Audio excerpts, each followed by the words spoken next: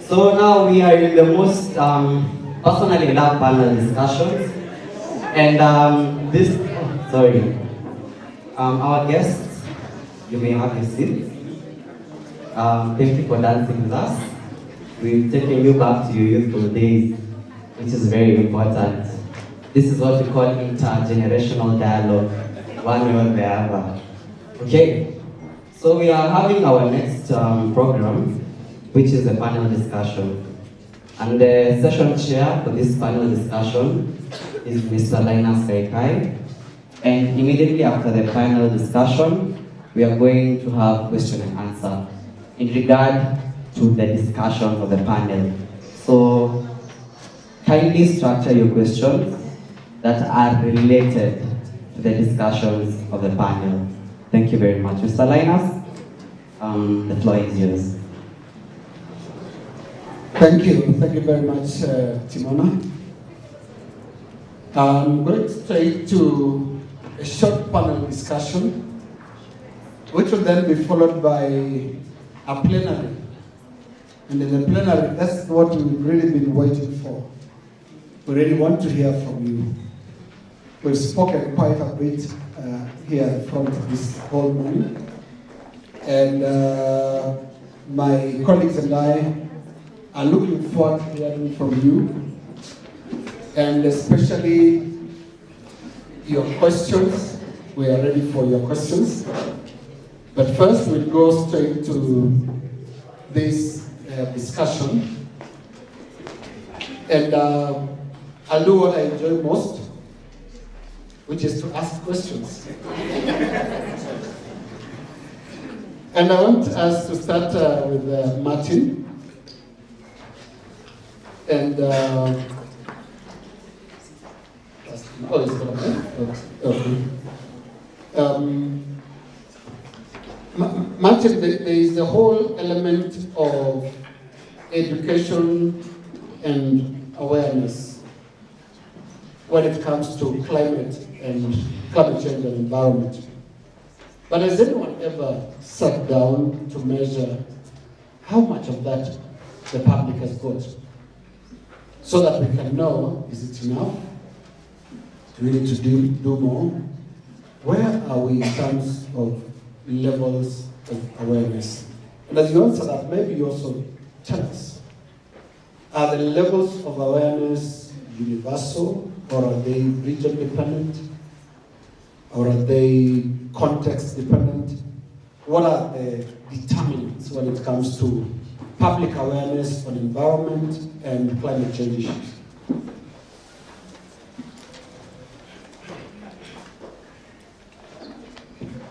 Yeah, you can hear me? Okay, so at UNESCO we often conduct monitoring and consulting campaigns with the local population. It's done every 2 years. Of course, it will depend, because I know in some regions, people will listen more to community radio, or some will have more access to social media if it's the youth and all that. So awareness will vary, I think, because the content you have is a bit different. If you see a video on social media, or if you listen to something on community radio, it will be a different content, so the message seems the same, but it will vary in some aspects because of the template, the material. Yeah, right. Yeah, thank you. If you can pass the mic now to David. And David, there's something very profound you said earlier, and you spoke of distances. David spoke about the distance, closing the distance between the heart and the mind. And in terms of UNEP and the broader policy space, what can be done to stop perceptions among the public that policy is detached, policy is elitist, policy is not for the grassroots? Thank you for that question, and just as a caveat, I will not be speaking on behalf of UNEP.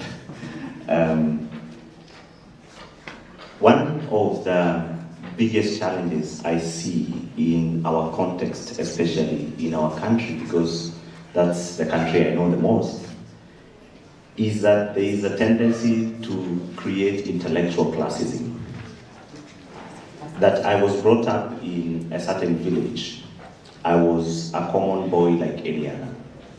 But because I traversed the scales of education or was seen in a photo with someone and so forth, the mind, the societal constructions of classes already come in.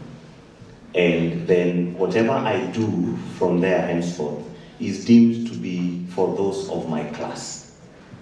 That intellectual classism traverses even in our university classes. That because somebody seems to be very good, for example, in news anchoring, then it can only be, it is personified to mean that only that person can do. In terms of policy, there are also bottlenecks that are created by education. In Africa, for example, most of the people that venture into policy making on environment start out very late. If you come and engage with the delegations, for example, from the global north, you'll find 14-year-olds as part of government delegations. 17-year-olds, 18-year-olds, not discussing on behalf of their government, but sitting behind to watch and learn. The biggest gap we have is that those of us who have been able to get to that level refuse to bring somebody else up in the fear that our spotlight will be dimmed, or sometimes so that then we can become the unique ones. I feel that making spaces, bringing, for example, policy making down to the ground, to our churches, to the very basic congregations and groupings is what will bridge that gap of elitism. Thank you very much, David. And I want to go to Father Steve. And Father, you've heard David saying, bring it down to the people. And there's always been this wrong perception among the public that government knows it all, government has answers. Only journalists will tell you that governments are largely clueless on a number of things. How do you come in to bridge the gap at institutional level? Because what we've seen over the years is institutions dropping the ball in the hope that government can pick it. Yes, as a representative of the faith-based but I speak for the church, the Catholic Church, through the years, Catholic has taught, we have the Catholic social teachings that is already available for everybody, print and even in soft media. The other documents that have been brought about, even now we're talking about the wage bill and the rest in our countries. But earlier, 1889, Popleo wrote about Verum Novarum on the issue of workers, over 100 years ago. And therefore, the issue is the dissemination of this information. And that lies largely on us as the priest and also as the other actors in the Catholic faith and in other faiths. And therefore, as you say, as an institution, we already have this. It's not that we don't have the teachings we have talked about Laudato Si. The Pope released it 8 years ago, and there are even some of us, even who are priests, and say, I know the gospel has not changed. So why should I be reading something new? And therefore, the institutions that we run, which is the church, also we need to continue updating ourselves with the current things that take place, therefore that we can be able to inform. Because as we say that the journalists have a platform, the church leaders also have a platform. Those people who come to church every Sunday, whatever I tell them, they believe because they know the Father represents the voice of the church, and the Catholic even say in persona, in the person of Christ. And therefore, as an institution, this is the church, we have an obligation to bring this information to the people. And for us to bring this information, we must ourselves understand it. Because it's not just about telling them, the Pope has said, what does the Pope say? What these are the bishops have said. Do we ourselves understand it? And therefore, that is where we, in some way, are failing, and some way also we are also, and you see, another issue is that there is usually in the church, but also somebody's passion. When you come to study theology, everybody knows that all of us study theology.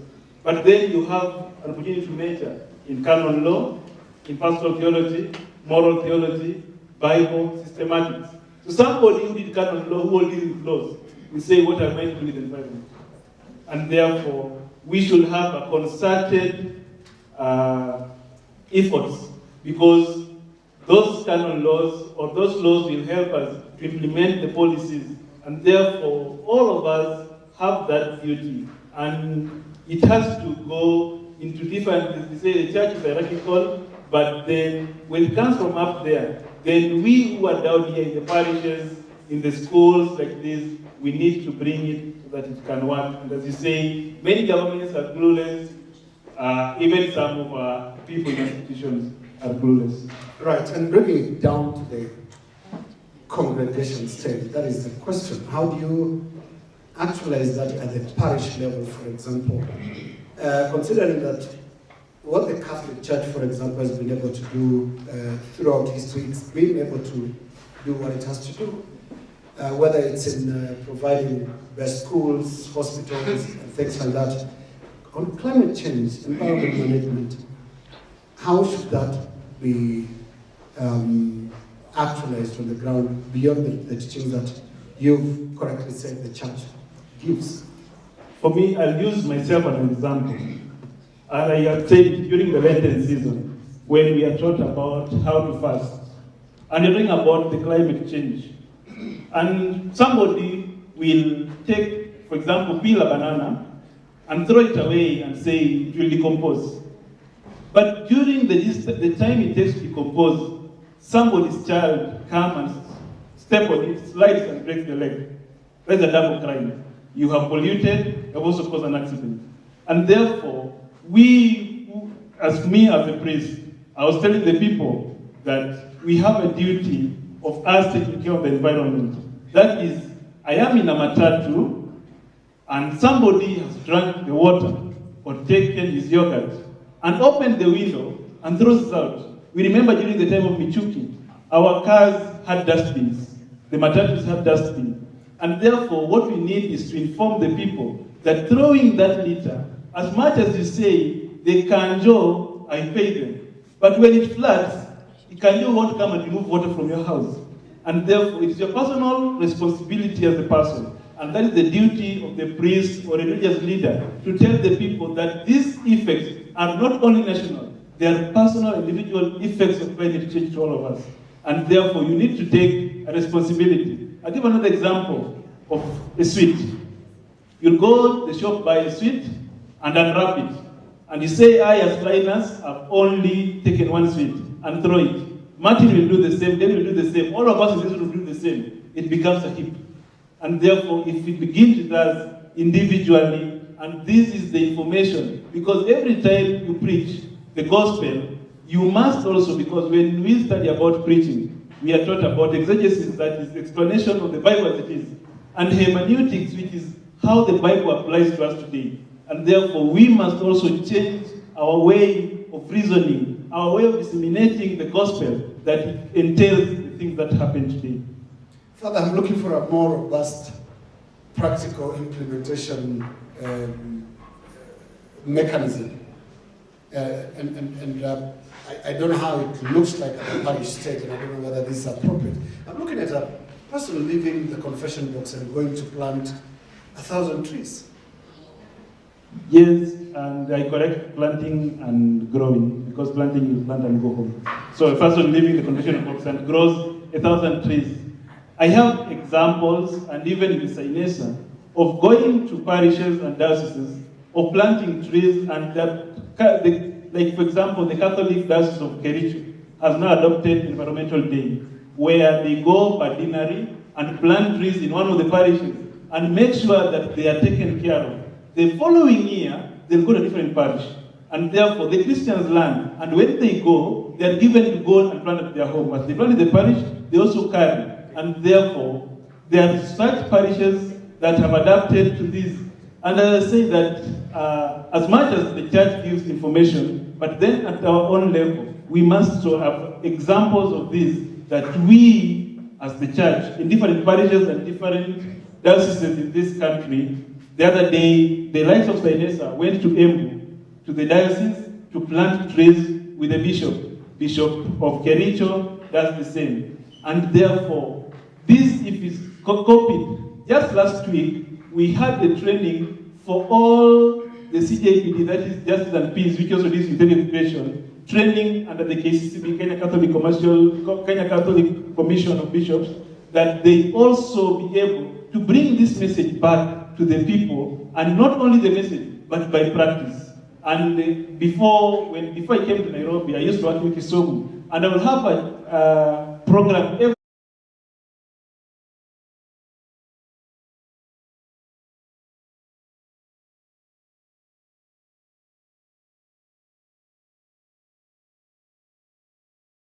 adopt such issues of planting trees, but when you plant, grow it, and also make sure these trees are not only planted in the parish compound, but also in their homes. Thank you, Father. Martin, let's talk a bit about education, and the principle is to catch them young, when they are still at formative stage, so that they grow up with a clear understanding of what needs to be achieved. But what more needs to be done? Does it impress you personally, or as UNESCO, when you see a campaign about planting trees, and now fathers clearly told us there's a difference between planting and growing? Yeah, I think it's a good step. It's in the right movement. It's the right initiative. I think it's changing the mind of the young people is fundamental for sure for the future. But I think it's also, I don't think it's too late to grow. I don't think it's because you're a politician or somebody that works in a company and you're 30, 40 years old, that it's done, you can't change your mind and you can't change your way of thinking. So I'd say we have to continue for sure in education, and it's fundamental. But we have also to find ways to reach people that make decisions, and people that are in private companies and stuff like that, and to change their mind as well. Yeah. Yeah, thanks, Martin. I've had a very interesting conversation with Sister Kim. She's in the room. She's right there, and she expressed concern about the state of traditional knowledge which helped protect the environment for years in some communities, but traditional knowledge which now runs the risk of extinction. At UNESCO, I know there are many preservation of heritage sites, but things that are not in the purview of the regular eye, how should that be protected to ensure that traditional knowledge continues playing a role in conservation of the environment, and now in questions related to climate change? Yeah, so actually that's a really good question. So I think one of the main problems is that traditional knowledge tends to be excluded because of the language barrier, the lexicon. We were talking about that, about how words could not be translated and all that. So at UNESCO what we did, it's not for climate change, but we translated AI vocabulary in Swahili to try to integrate Swahili. I know it's not, how do you call that, an indigenous language, but we're trying to include, for example, Kikuyu language and stuff like that, and we wrote the book in Swahili to translate AI terms into Swahili. And I think if we want to include traditional knowledge, we'll need to work on publications and stuff to translate the lexicon. Because without, if you can't understand each other, then there's no discussion and you can't bring somebody to the table. Can you impose or require member states to observe certain bottom lines with regard to traditional knowledge? So we can't impose anything because it's countries and governments that take part into delegations, into conferences we have. And then when you sign the convention, it's actually a very long process because there's a lot of negotiations and all that. Then the country can ratify the convention and they're normatively obliged to follow what they've signed on. Now, many countries sign, for example, it's not a UNESCO convention, but COP21, many had signed it, and they had not done what they had signed up for, so we can't oblige them in the end, but we try to make things move with norms and discussions and negotiations, yeah. Right, thank you very much, Martin. Let me go to David now, and basically turning the mirror on us, the media, and the missing link. What more can media do? It's a very good question, and I might be very subjective here because I have not been on the side of media, so forgive my naivety. One of the things I feel that the media could do is to, first of all, educate themselves objectively. And by objectively, I mean, if, for example, we are discussing plastic pollution, let them understand both sides of the divide. Let us not focus, and environmental journalists should be pro-environment, but we cannot know how to tackle an enemy unless we learn their ways and the rationale for why they use the lines of approach that they use. I find it a bit defeating, and I might be crucified by my fellow environmentalists for saying this, that the media would admonish, castigate, and sometimes demonize an environmentalist like David sitting down with grand plastic polluters like Coca-Cola to have a conversation. In fact, I was under fire at one point for making an attempt to sit down with a regional marketer for Africa at one point in a conversation amongst environmentalists, and I was branded a sympathizer. But my argument is always, if you do not listen to sin, how can you know righteousness? If you do not listen to righteousness, how can you be able to evade sin?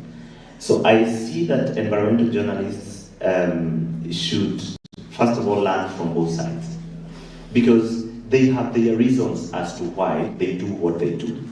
For example, there are reasons as to why the people are cutting down the trees. It could have been greed. Yeah, I'll just interject because there are a lot of upcoming journalists in the room. Yeah. When you say two sides, which two sides? The two sides are the pro and the anti-environmental environment, if you like. So there are people who focus on, let's look at, for example, why we should have forests. Then we forget that, for example, even deserts have their own place in creation. And in fact, there are species that would not exist in a forest. And if you got rid of all the deserts, then those species would go to extinction. By that very nature, you're disrupting God's creation. I love some of the teachings in Islam that say, if you find a rock, do not even turn it because it has its place where it is. So both sides of the divide would be very helpful. Now, these are students who most likely, majority of them might be in the Catholic faith or oriented towards Christianity. What does Buddhism say? What does Confucianism say? What do even people who claim to not believe in God say about the environment? That is being on both sides of the divide. When I talk, for example, of plastic bottled water and against it, I need also to understand why companies like this are doing this. I have sat in a formation, and in our case, we don't call it education anymore in Sinesa, because we have realized that education tends to be terminal, formation tends to be eternal. If, for example, somebody comes to ISC and studies journalism, they can choose to be educated or to be formed. When they are educated, they will live with a certificate and never do anything, or even do the exact contrary of what they were taught. We've had people who have gone through seminaries becoming the worst, the people that attack the church the most. That shows just how education and formation are different. So when you journey with a journalist, in our case, what we do, for example, with colleagues like Tess here, who is faith-based media, environmental journalist, is to bring them on board in conversations where they hear things they would rather not hear. And that way they build capacity on both sides. I'm sure you most likely have held conversations, even on political desks, where you thought somebody was very informed, and then they are challenged by the other side with one simple question, and they freeze. It's because they took time to educate themselves about their own side and forgot about the other side completely. I feel that environmental journalists, the media, can also focus on highlighting the good things that are happening within the environmental space. When I hear, for example, journalists talking about environment, biodiversity, climate change as if they were different, I get a bit worried because all these things are under environment. So it means there's a lot of capacity that we need to build ongoing, but we need to accept to journey with people who know so that we can learn from both divides. I was sharing with you that one of the things I love about the open forums is because I get to learn from these people as I have spoken. And indeed, we're looking forward to hearing from all of you. Please prepare your questions as I just take one quick round of interventions from my panel here on one issue, and I start with Father Stephen. And that is the question of whether environmental conservation has something we can call extremism. People go overboard, that maybe some of these things are there to be used. A conservationist will see a forest, and an entrepreneur will see very nice furniture. Sure. I think everything in this world has both sides. And as you say, some do it mildly, some are extremists. Because especially those who advocate, who have become activists. You see, there are environmentalists who have studied about the environment and inform the people about it. And there are those who go to the streets. They become protesters. And therefore it becomes chaotic. And the problem is when it becomes that way, few of our governments listen to you. For example, Africa Climate Summit just ended. There are those activists who went to the streets from Nyayo and they ended at the Green Park. Nobody was there at the Green Park from the government who listened to them. So as much as we have activists, they must also have a space for dialogue. Because when you go to the stream, there's nobody who will be there. They will be restrained by the government, and therefore you'll always be just making noise, but nothing happens. And therefore, in our advocating for a better environment, then we must have that advocacy, which is activism, but also moment of dialogue. Because only when we sit around the table, we can get our policies done with. And then another thing is that also the time when we think it's passion, but sometimes it's beyond passion, that somebody uses a lot of force and end up sometimes destroying what is very good. And therefore, the extremism that is caused especially by the activists who don't want to create a space for listening brings more harm than good, because without dialogue, without talking, because as you say, that the gap that exists between the policies and bringing them down must be brought through dialogue, that we come, the policies makers have gone. And as Martin was talking about how policies take place, I want to give you an example. One time we went for a meeting, and it was about water treatment and management. And some state was saying that the word management contained treatment in it, and some say it does not contain. It took us 2 days to decide if the word management contains treatment in it. Actually, they had to go and bring the UNEP legal staff to come and interpret from the previous policies that was made that the word management has treatment in it. And therefore, if you just advocate, you want clean water, and for you somebody says, even running water is clean water. So as we come to advocate for climate change, all that, we need to have a moment of showing how much we are angry about what is happening, but also a moment to see that we can also sit and talk about it and make it better. Thank you. Martin, where is that balance? What would happen if all the conferences of parties, COPs, are actually quiet, you don't have protesters, You don't have those voices that are making a lot of noise in the sidelines. Will we lose something out of that? I think if you look like historically, there's a lot of social movement and social changes that came with manifestation and different paths than the most traditional one where you talk in the conference, the bureaucratic one, if I can say. So I don't think necessarily. I think you were talking about extremism. I think extremism is always definable compared to something. You know, it's a point. If you reach this point, then you become extreme. You know. For me, I think the extremism would be defined at the point where you cause harm to somebody, or you cause harm. Somebody could argue you could cause harm to property or something like that. But you have to reach this point. I think civil disobedience in a peaceful way, where you do not cause harm, you just use the street, which is a public space, and you demonstrate your right of opinion, is also very useful. And I think in history, we've seen some big social change emerging from protests, spontaneous protests like that. Thank you, Martin. Finally, David, is it extreme for a Greenpeace ship to physically block a fishing party off the shore of Japan? I think without both sides of the story, either could look extremist. I feel there are issues of sovereignty as well involved, and it is agreed even within the UN Charter and AU and so on, that you do not interfere with the sovereignty of a state. And that's why some people get frustrated to see, oh, there is war between these countries and the UN is not coming in. It's because we are ignorant of the fact that the UN is not there to interfere with the sovereignty of a state.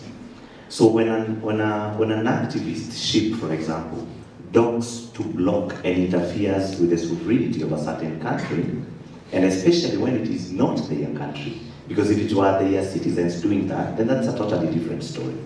If, for example, we decide to block a motorcade for some reason, then we have a right to, if it is going to stop something. But extremism, for me, starts usually from a personal level, and it could take very many forms. We've got young people who started, for example, very well in let's talk of the climate space. But now they've become climate celebrities. For me, that's extremism. That they stopped what they were doing on the ground. Now they hop from every media house to another conference after conference and do nothing on the ground. That's extremism. When somebody tells me that I should not be wearing clothes because they are destructive and they contain plastics, that's a bit on the extreme. Remember that everything was created from a faith perspective. It was created in 5 days and man came in the 6th. In my own very naive, non-theological perspective, it shows me that God wanted me to find everything ready so that then my habitation here on the planet could be easy and fantastic. Behold, He created everything and found that it was wonderful, Genesis 1:31. I believe that all these things, as you started by saying, have been created so that man may have it easy on the planet. But it is the extremist exploitation of the same that causes us problems. So extremism could take very different forms, and I think without understanding both sides, you might be very quick to judge harshly. Right. And I want to go to the floor now and invite questions and comments, assisted very heavily by our MCs. So what we'll do is the questions will be directed to any of our panelists here. The questions can be addressed to any of our panelists here, excluding the moderator.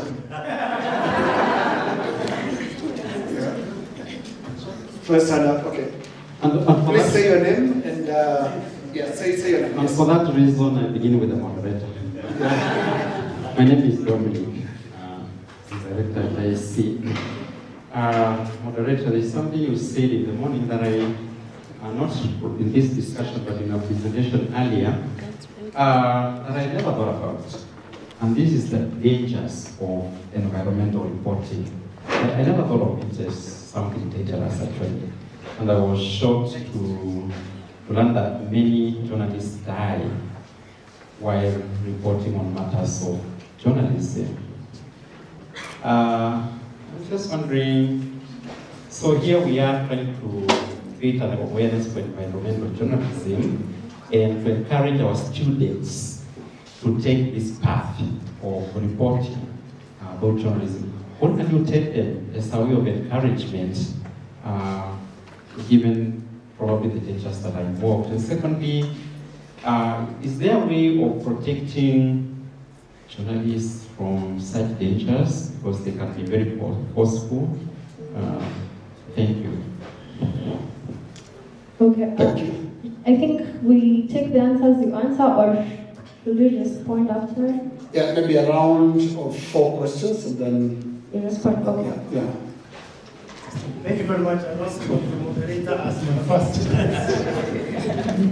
Now, my name is Francis. I'm a journalist. I'm a lecturer in Tagasa. I'm a journalist, so KAIKAI, you understand where I'm coming from. And just before I ask my question to you, last night on your kick, I talked about the AFCON. And you mentioned about young stars and Simba FC. We forgot our very own Harambee Stars in 1983 when we went for the Sekafa tournament in Kampala. And our goalkeeper, Mohamed Abbas, saved all the 5 penalties. And that's how Kenya qualified for the Sekafa tournament. You remember Mohamed, you remember Papa Potela talking, say, Abasa Medaka, Abasa, you remember that? Anyway, thank you for that. Now my question to you. My question to you, LINUS. We've just ended the Africa Climate Summit. And one columnist wrote in the newspaper that journalists in Kenya are not conversant with covering environmental stories or stories to do climate change. And it created a lot of debate within the media circle. From where you sit as a senior editor in a leading media house, what is your experience? Are our journalists really that non-informed on covering the environment? If so, why? Do we have journalists who have been able to cover that and have they done a good job? Please tell us from your experience. The one that was used was intellectual poverty. Intellectual poverty. Thank you very much, Director. So, do we have intellectual poverty in the newsrooms, Bwana Editor? My second question goes to Father Stephen. And before I say something, Father Stephen, I'm a journalist. Tomorrow in Rome, the Pope is creating 21 new cardinals, and 3 of them are from Africa, from Juba, and Tabora, and Utah. Now I come to my question. From the encyclical Laudato Si, the Pope has almost commanded bishops, if not encouraged them, that every time the bishops go out to visit their pastoral work, they have been asked to either plant a tree or plant trees or do some environmental activity. That is contained in the Laudato Si. Now, has the Apostolic Nunciature or the Vatican Embassy in Nairobi documented any of those activities? Can you be able to know what the bishops have done, where and how, so that at least we can also report to the Vatican that we have been responding to the call by the Holy Father? Question number 3 to Martin UNESCO. And before I put my question to you, Martin,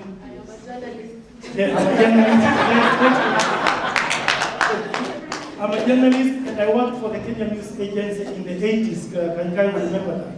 And UNESCO came in a big way to create what was called the rural press. In all the 8 provinces, we created the rural press that was heavily funded by UNESCO. Now, my question is this.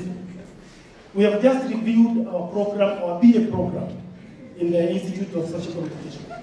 And one of our new kid in the block is to teach environmental journalism. Now, would UNESCO come in and support financially or in any other way this kind of a program? What is the relationship between UNESCO and media schools study or media organizations, because we would be very interested if we can be able to get some funding for that project for our journalists. Thank you very much. Thank you very much, Mr. Francis. And for the sake of gender, we need to acknowledge that. We have one question. Perfect. Thank you so much. My name is Tess Gitao, faith-based environmental journalist. So I have, I think, 3 questions to ask. And the first one is, and I think it will go to Father Stephen. So how do we bridge faith and culture and also bringing David, especially when culture is conflicting with what we are trying to preach? You know, there are some communities where they believe, there are some where you believe that soil is supposed to be utilized, and to the extent that, you know, there is no need for regeneration. So in your sermons, in your preaching, how do you go about it? The second thing, this is a question I keep asking, hoping that maybe one of these findings I'll get an answer. So how do we improve environment without dealing with poverty? Because I understand poverty and environmental degradation go together. So how do we tackle that? And then, what is the impact of colonization? Because I believe in Africa we went through it. So what is its impact on loss of biodiversity, and what is the gap? What do we need to do? Because I know there is loss of knowledge in between what happened during colonization and what we know, and especially with this, our generation. Yeah. Finally, this might be a bit controversial. So is all this narrative about climate change neocolonialism? Thank you. And we have our final lady here.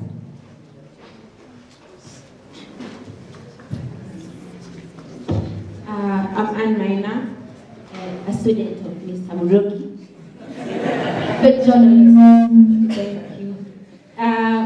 you. I have 2 questions, and the first question can be answered by either Mr. David or Mr. Martin.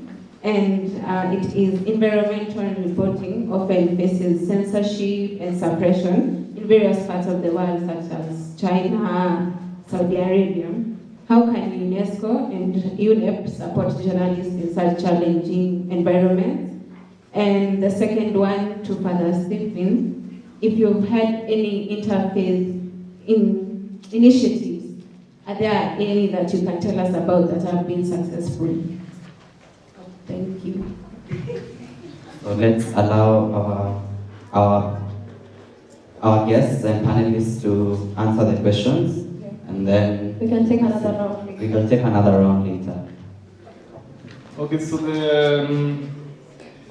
the first question was about funding, yeah? The funding, if we fund programs, yeah?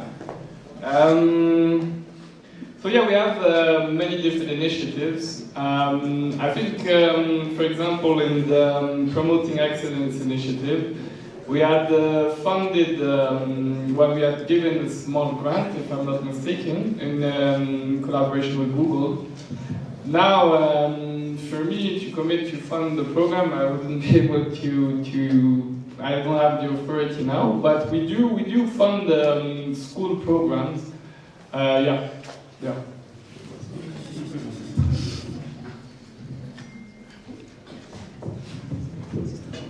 So, thank you for the questions. I will start with a question that Tess sort of implicated me in. I think on colonization and biodiversity loss, pollution and so on, there are many bad things that colonization brought unto us. But the biggest of them, in my personal perspective, is the loss of our social fabric and the pride in our cultures and societies. That it is now deemed critical for our own literature to be translated into a colonial language is defeating for me. I think it should be the other way around. That the colonial master should be learning Dholuo so that they can understand the Dholuo culture. It shouldn't be we translating Dholuo into English or any other language for it to be understood. That's how I perceive it. On the case of biodiversity loss, we used stories are told of the different communities, how we cohabited with nature. And in fact, the introduction of the term poverty, and I say this respectively acknowledging that SDG 1 is about eliminating poverty in all its forms, but if you look at the literature, poverty is largely described as economic. That it is now $1.9990 a day. If you're living below that a day, then you're poor, and I don't mean to insult any student, but it's the reality. So we also have other forms of poverty. For example, now we are experiencing cultural and indigenous poverty. That largely most of you carry surnames whose language you cannot speak. It's a loss, it's a poverty in its own.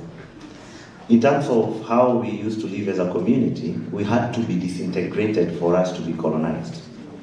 It was enough for a community to have one person having a maize field with maize because we would share in it. But now we have been taught how to demarcate and fence our own gardens so that those who are hungry can die. And we are happy they died because they did not work. That was not our original way of proceeding. And that is why you see we have lost value, for example, in terms of the trees that we valued initially. On Anne Miner's question of environmental reporting censorship of journalists, I cannot speak on behalf of UNEP. But I do know that there are various programs that are run, not just by UNEP, but several other UN agencies, on especially environmental defense. Environmental defenders have become a significant matter and an issue of even policy dialogue. So much so that there are several organizations that are actually working to train young journalists on how to report on environmental defense. And these are programs that people can tap into. But if you look up, for example, to UN agencies to be able to help you do that, then you might most likely be missing a point. How about looking yonder and thinking you yourself, because you are journalists, finalizing training.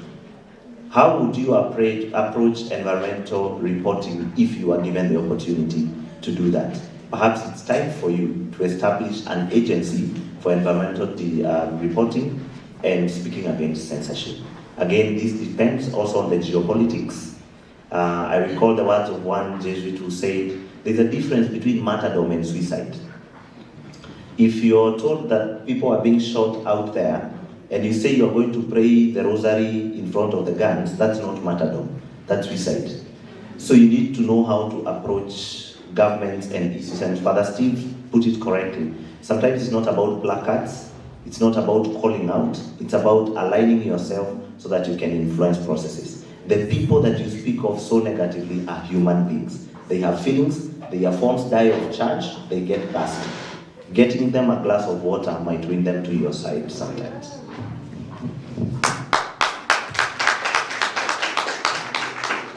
I have a lot of questions. The first one is about documentation of the environmental activities by the Holy See. I want to admit that every diocese presents its report to the Holy See office at the Nunciature, which is later forwarded to the capital of the Holy See, which is classified. I don't want to think that they report about the environment. And therefore I take that as a challenge, and when I go back, when I meet my boss, I'll tell him that we need to be an example, especially because Kenya hosts UNEP, and we need to give start, because most of the time, as bishops bring their reports, we only do political reports to the Vatican every month, but we don't do environmental reports. So I'll take that as a challenge. Secondly, is how do we bridge faith and culture? We, as a people, especially in Africa, we are a people of faith and a people of culture. Not faith as we understand it today. Our great-great-parents had faith. Something they believed in, be it in Lake Victoria, be it in Mount Kirinyaga or anything. And therefore, we, as we bring in the new faiths, the religion that we're bringing into, must also go in line. Because I want to believe that our cultures depended on the environment for it to continue. They will not go to pray in the forest if they cut down the forest. And therefore, we too, as we bring in faith, then that faith must go hand in hand with the culture of the people.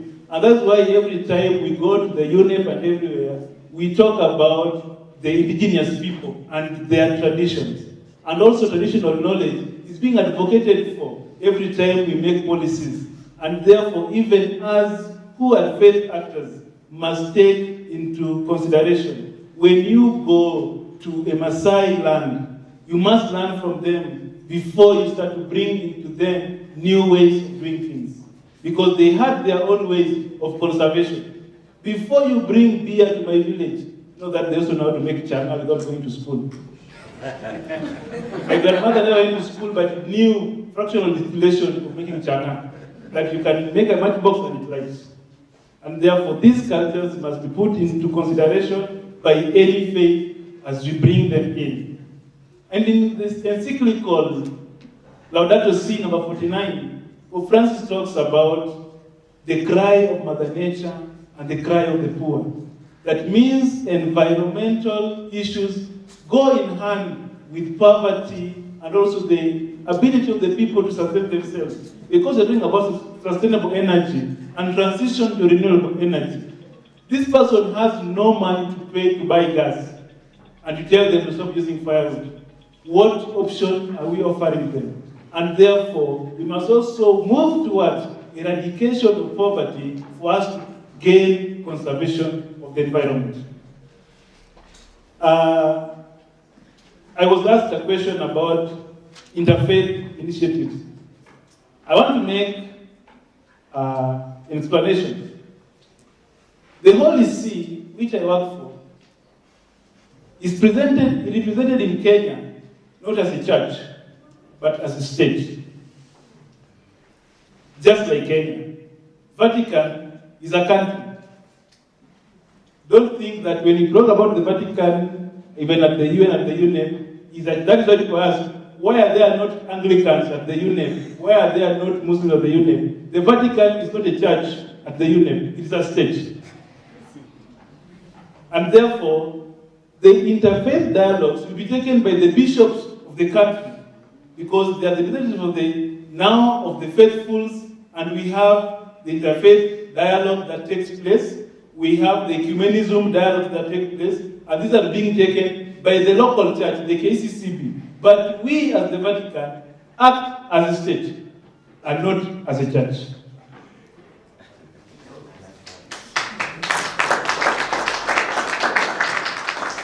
When I come back as moderator, I will ask David why he's laughing. Yeah, but let me take these two questions as panelists. First question is from Dominic, Father Dominic, about the dangers of environmental journalism. The answer to that is simply structured around the nature of the job that environmental journalists do. Environmental journalists will stand in the way of very powerful interests. For example, a company that wants to do gold mining, and that is about destroying a particular forest and basically degrading the environment. When a reporter goes in and their focus is on environmental degradation, then they'll be standing in the way. There are myriad examples of these dangers. It was very dangerous for a long time in Nigeria to report on oil exploration because of Shell and other companies that then feel that that publicity was not good for the company. And what happened, especially in those years, is the military interests, because Nigeria was for a long time before 1999 ruled by military governments, They will arrange for elimination of such journalists. And there are a number of names that were involved, that fell victim in Nigeria. One of them was actually Dele Giwa, who received a parcel bomb at home during the early years of Sani Abacha. He received a parcel bomb. In the Gambia, there was a journalist called Deida Haidara. I went to report on the elections way back in 2006 in the Gambia, and he had just been killed. And one of the questions that was very consistent about was on the overfishing along the Gambia River. Things that, that why should somebody be killed for that? But he was getting in the way of very powerful interests. So it's those interests that then pose a risk to you. It's very dangerous to report about diamond mining in the Congo or in copper mining in Zambia in a way that some of those big interests would not like. Your second question around that was whether there is a way of protecting journalists. Journalists are only protected by publicity, nothing else. There is absolutely no physical way of protecting journalists. We rely more on the good manners of society. A bit like the clergy as well, because the clergy on Sundays sometimes go really personal on the congregation. Father Stephen could be preaching and touching directly like the first two rows of the church in reality. And some of them could be very powerful interests. It's out of their good manners that they don't go for the Father. Same principle applies to journalism. Can you understand their space? Do you understand what they do? Do you understand it's not personal? Do you understand they're serving something they call public interest? It's the gap in that understanding that actually leads to the harm of journalists. That's why in environments where you have military dictatorships or less tolerant regimes, they don't do those ideals. So you write a story like that, you're gone. So journalists are protected by more democratic societies that understand their role. When the understanding of the role of journalism is low, the higher the risk of operating there as a journalist.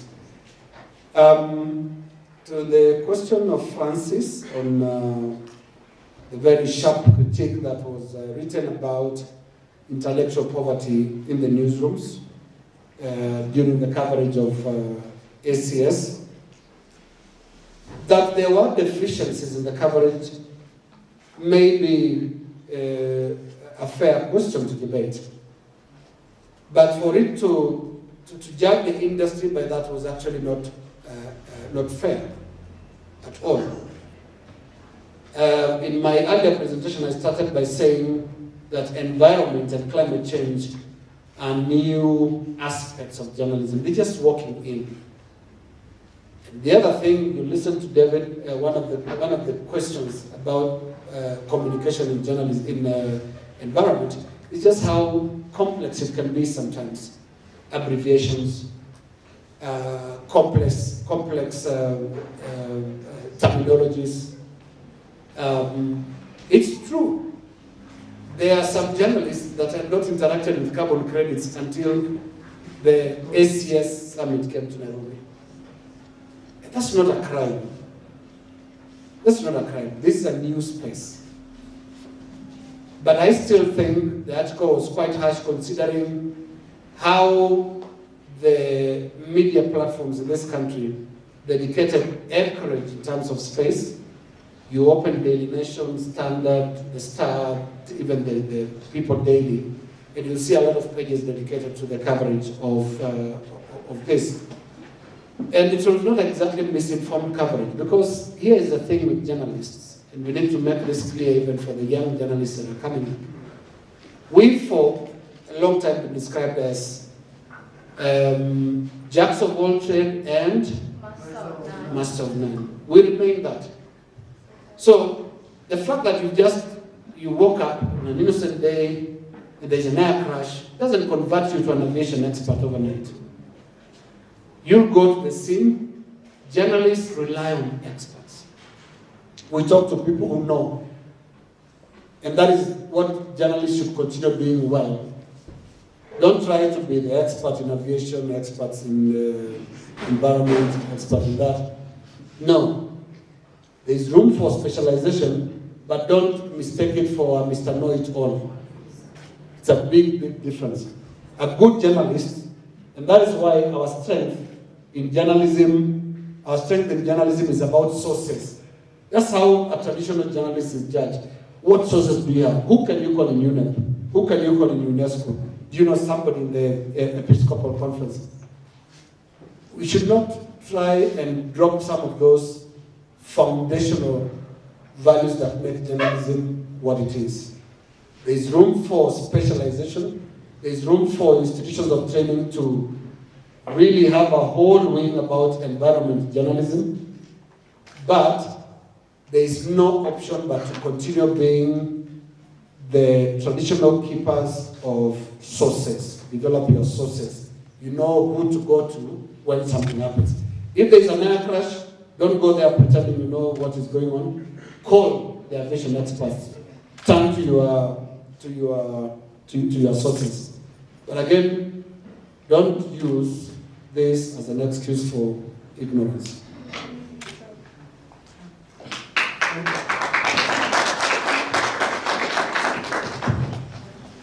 Amazing, amazing. I am really loving the discussion, and unfortunately, due to time, was there any question? Raise your hand. Oh, we will take one more round, okay? And I think I'll go first for the round. I am a lover of nature. I love nature so much. Every time I'm out there, sometimes my anxiety takes over and I find myself asking questions like, for how long do I have the privilege to see maybe the trees, the wildlife, to visit such beautiful places? Will my kids have the same privileges also?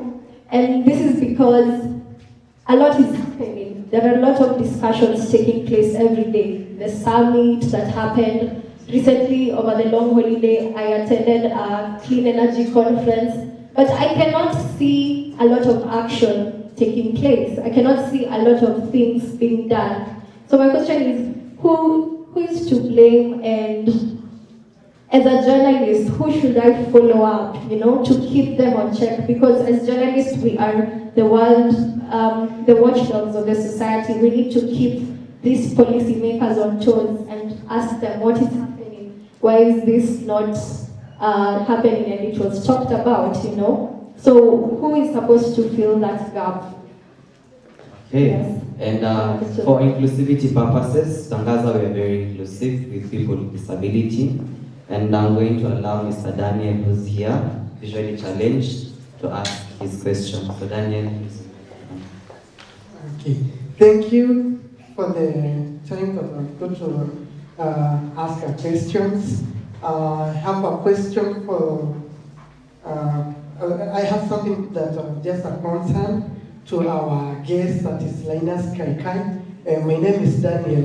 I'm studying also journalism in this school, and I'm visually impaired, that is VI, totally blind.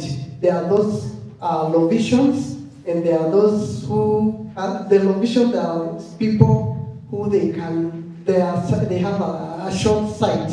And I want to ask a question to our guest, that is LINUS KAIKAI, Stephen, and who is Martin Karithi and David Munene. Any one of you that you can put this point across, just a concern. I'm totally blind.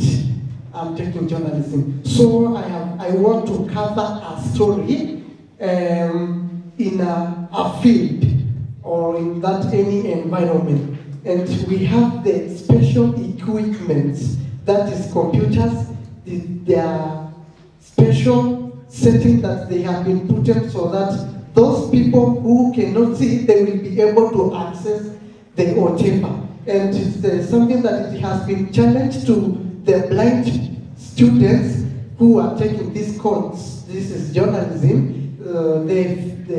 The equipment, that is the camera, that is they can be allowed to take either, or which is used for videography and the photography, I mean. So I want just to ask, now as I'm a blind, I cannot just work on a radio station that is an audio. I want also to work on the TV. So just give me an idea on that, because I want also to work on that TV, not just a radio only.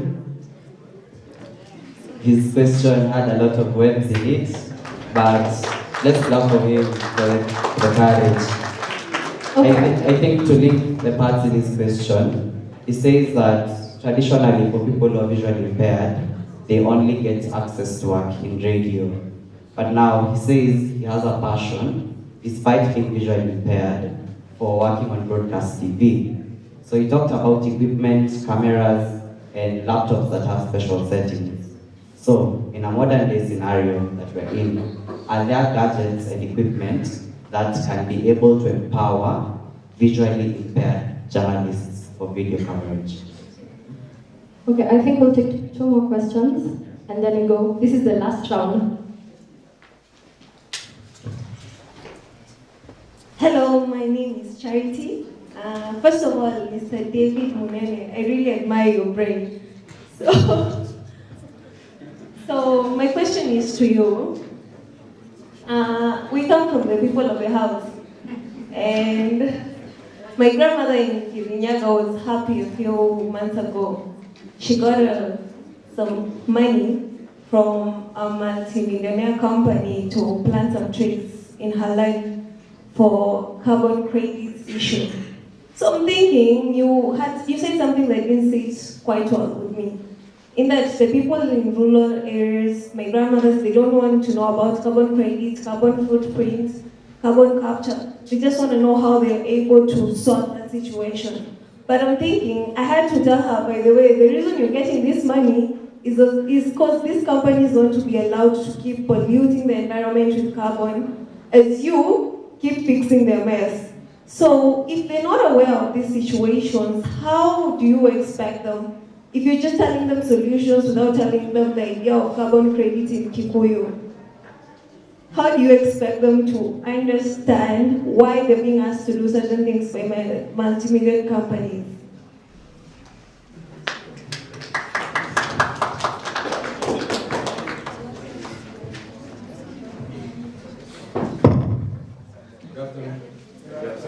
My name is Collins. If not, my question goes to LINUS KAIKAI. Not you are journey to your friend's home. If not you are journey to your friend's home, you would have not discovered what was happening in Karura Forest. The same case is happening in our home. You are my neighbor. And there are some small forests. One is Jasamis on the way to Gods, and other one is Kesoit. There is a lot of activities happening right now, but journalists wait until the crisis is more serious. Why not report it at its initial stage? The last question. Thank you. My name is Mike Onyancha. Actually, my question was nearly related to Chan's question, but I want to hear it from my tech tonight. I call him my tech tonight. To whom does the report on climate change and environment belong? Because most of the time, or a quite number of people who are affected cannot be the technocrats.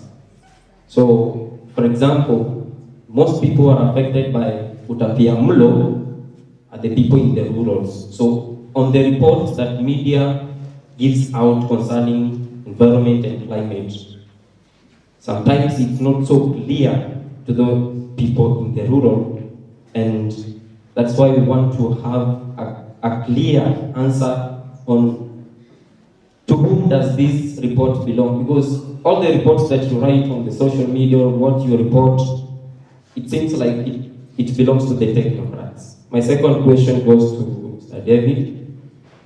How can individuals reduce the carbon footprints and contribute to the sustainable environment in future? Thank you. Thank you, our panelists. My question, not really a question, but is a comment that leads us to a question. We are living in a society where there is a lot of mental issues, mental illness, issues of depression and suffering. And here we are talking about matters of environment. And from one of our panelists, he talked about what is happening in the mind to the heart.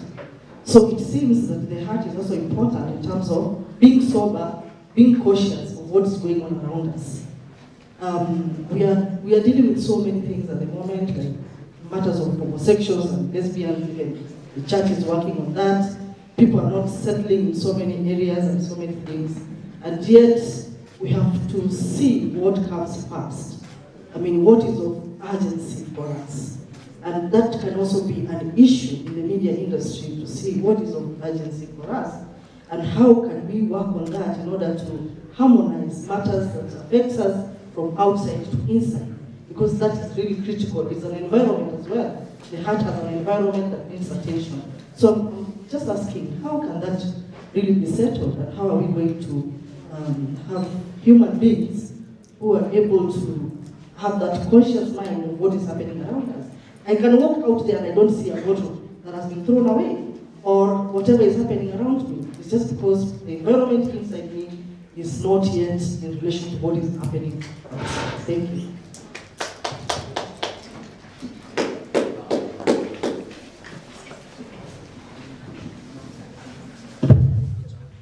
I will take what belongs to me. The first one is a lot of policies are being enacted, but nothing is happening. You see, at the end of every policy, there is a disclaimer that there is national contribution to it. But as the UN, we sit down and make policies, implementation belongs to the country. For example, the Convention on Biodiversity says by 2030, we should reduce extinction of species. Kenya, for example, says we don't have money. Dead on arrival, there's nothing you can do. They don't have the money, you can't force them to implement it.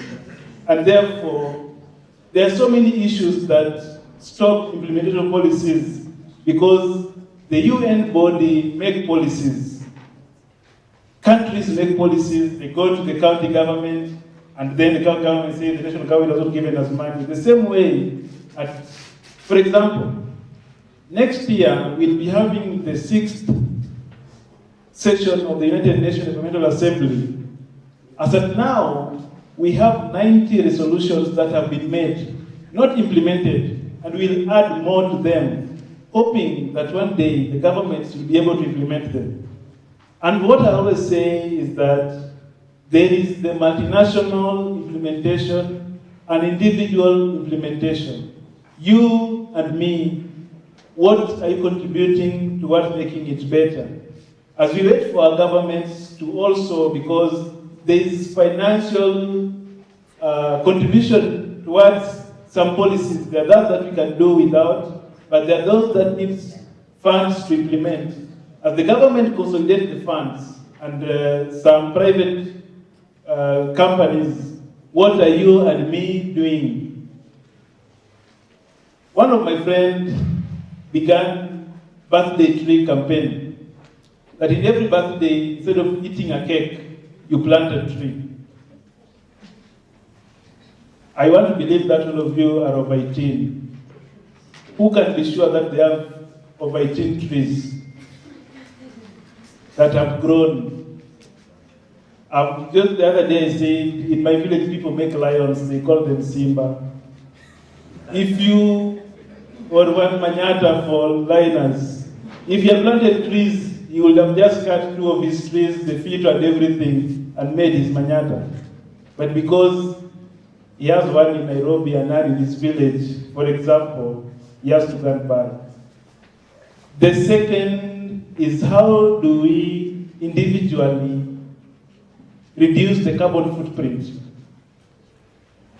In order to see, the Pope is calling us to change of lifestyle. That you in a family, God has placed you with 3 cars. You're going to church on Sunday, then the mother decides for first mass, drives herself. The children second mass with another car, and the father of the home for the third mass with another car. That is pollution that you're doing. Why will not all of you get into one car and go for second mass because it's the mean between first and the third? Or we are going in the same direction. Can we pull the transport and go together? Using matatus, and also our eating style.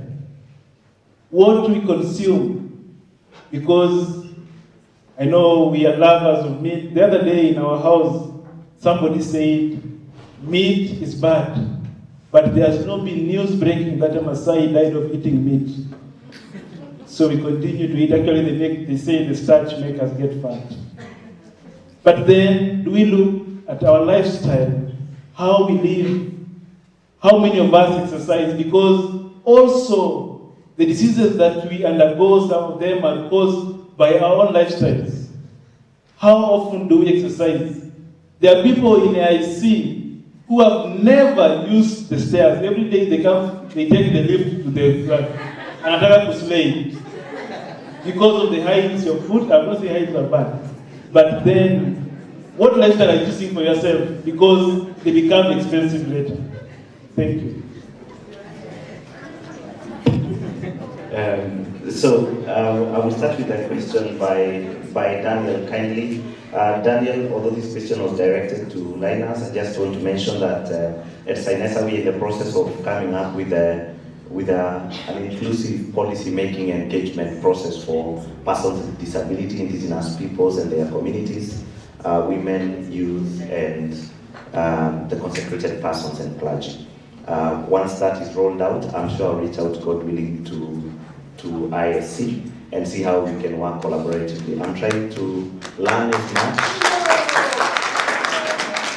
but I cannot speak to the issues that you asked, because one of the things I stand to risk is to be seen to be speaking as if I understand how being with disability is. And therefore, we would rather get the solutions from you. What is this that would enable you to become the next biggest TV personality in the world? I think that would best, in my view, come from you, and would be very glad to learn from you. Charity, you're very kind. Thank you very much. And this brain that you have praised, I have never seen it, so I give glory to God. So on the issue of using terminologies, I think maybe I was not very clear.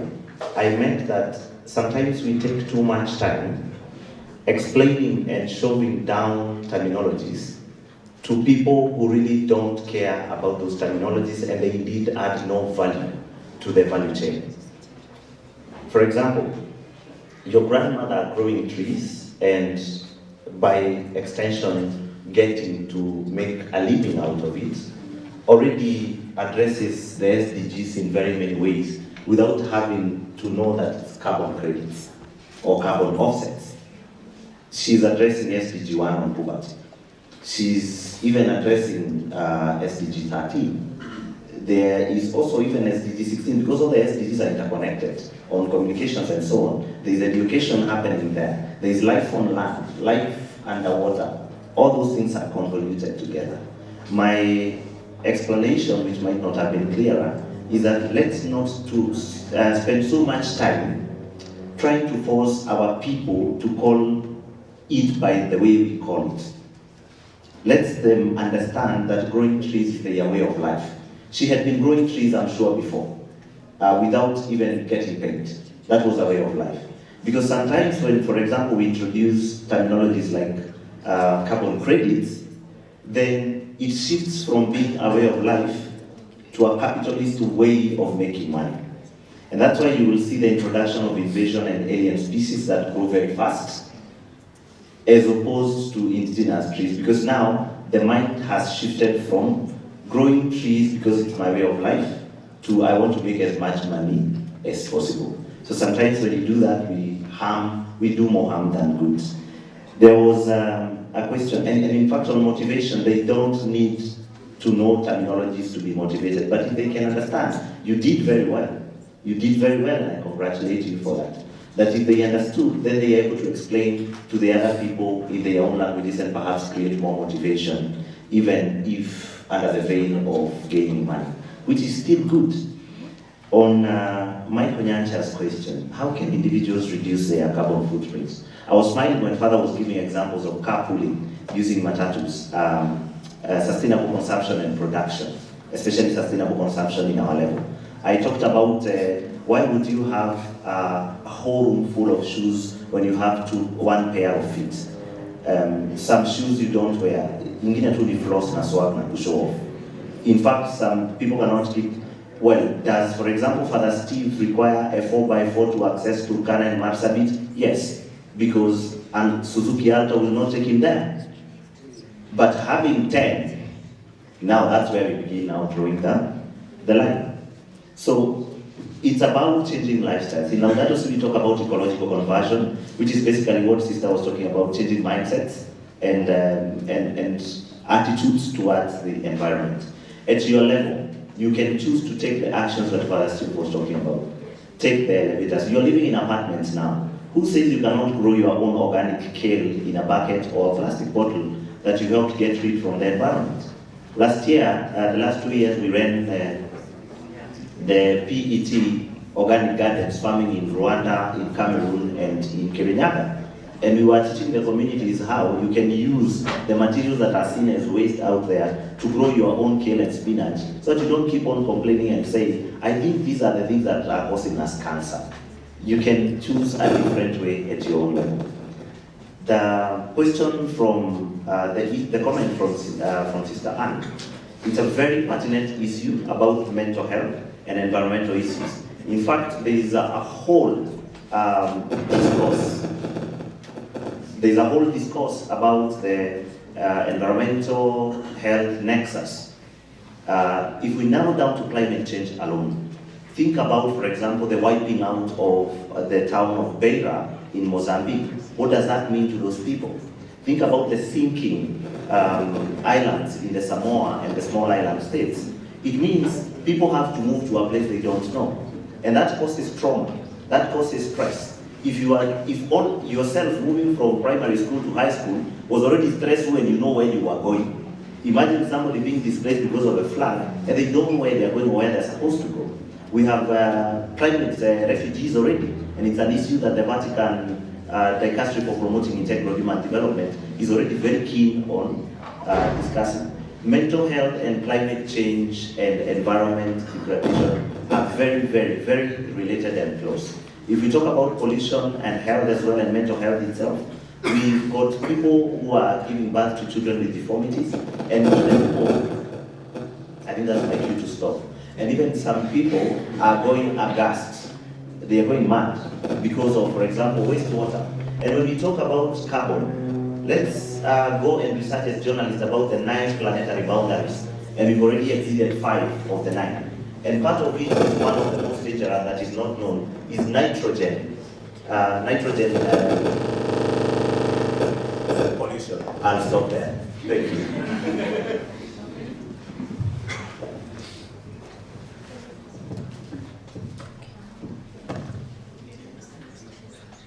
I don't think I have any questions. Is this one working? Yeah, for moderators as a rule, it must work.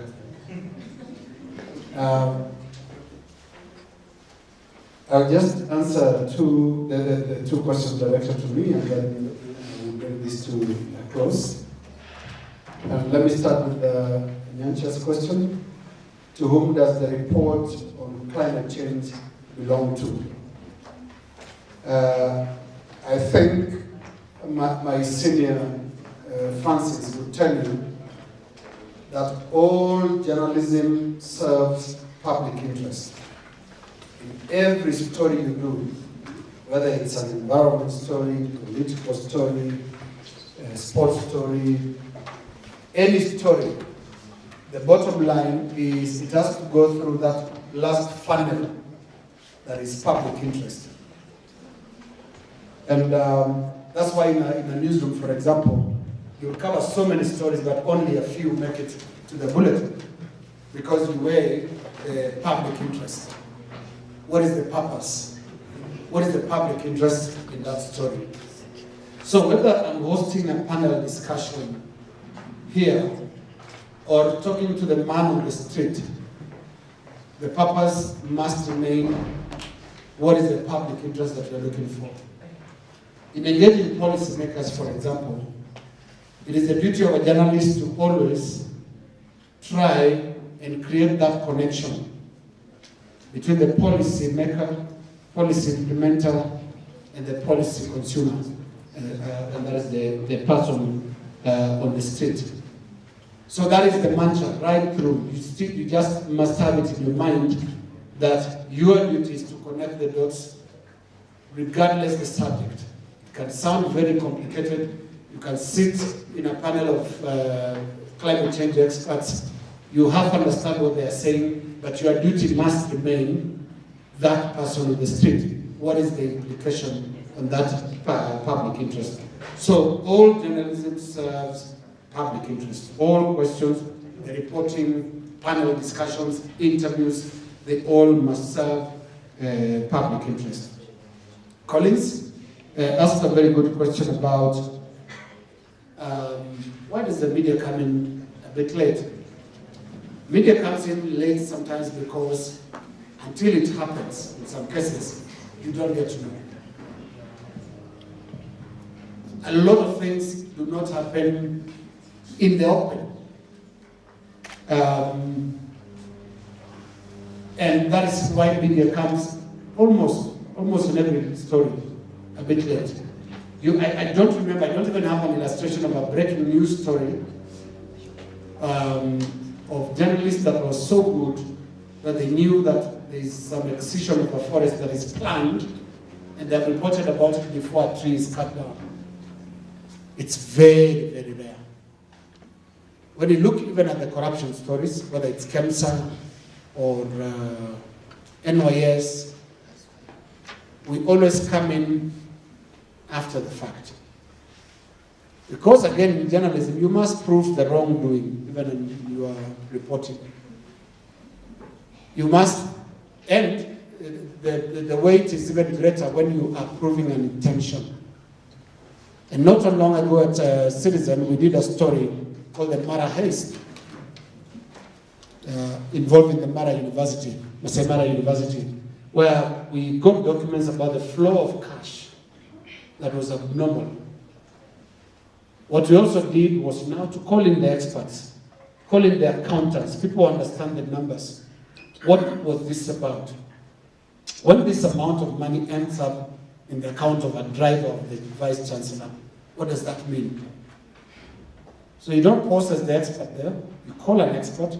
Auditors, we worked with auditors, we worked with including people in Transparency International to interpret what was going on. That is your duty. So in reporting, you need material facts. So we don't report on people's intentions in their minds. And some have very, very bad intentions. But we will come in immediately those intentions are actualized. And try and come in as early as you can. Media tries to do that, journalists try to do that.